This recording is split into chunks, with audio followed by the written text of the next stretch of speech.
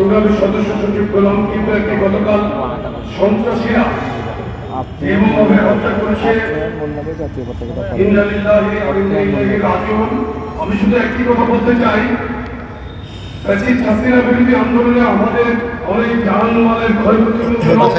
সেটা রাজনৈতিক কারণে আমরা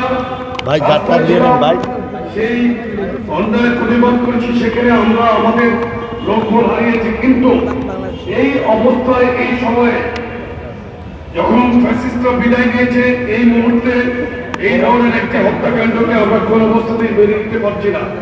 আমি পুলিশের ঊর্ধ্বতন কর্মকর্তাদের প্রতি অনুরোধ জানাই, পুলিশ প্রশাসনের কাছে অনুরোধ জানাই, যারা এই হত্যাকাণ্ডের সাথে জড়িত, সরাসরি জড়িত, তাদেরকে সিসিটিভি ফুটেজ বিশ্লেষণ করে তাদেরকে অবশ্যই অতি দ্রুত গ্রেফতার করতে হবে।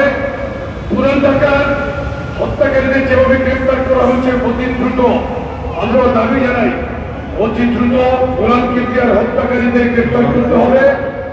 আমরা আমাদের দাবি শুধু একটাই, এই ইন্টারিম সরকারের কাছে এবং স্বরাষ্ট্র উপদেষ্টাকে আমি অনুরোধ করছি, আপনি দ্রুত নিজে এটাকে হ্যান্ডেল করবেন আশা করি, এবং এই হত্যার রহস্য উদ্ঘাটন করে দ্রুত দোষীদেরকে গ্রেফতার করবেন। আমি এখানে উপস্থিত আছেন যুবদলের সাধারণ সম্পাদক রুস্তাম নয়ন।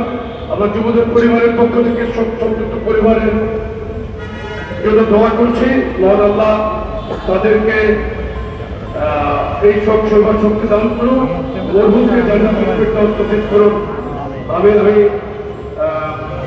এখানে যারা স্থানীয় ব্যক্তিবৃন্দ আছেন, আমিনুল হক আছে, শফিকুল ইসলাম মিল্টন, মোহাম্মদ হাসান, আমাদের সাজ্জাদুল মিরাজ, শরীফুদ্দিন জুয়েল, প্রত্যেকের পক্ষ থেকে আমি এই পরিবারের সমবেদনা জানাচ্ছি। ধন্যবাদ।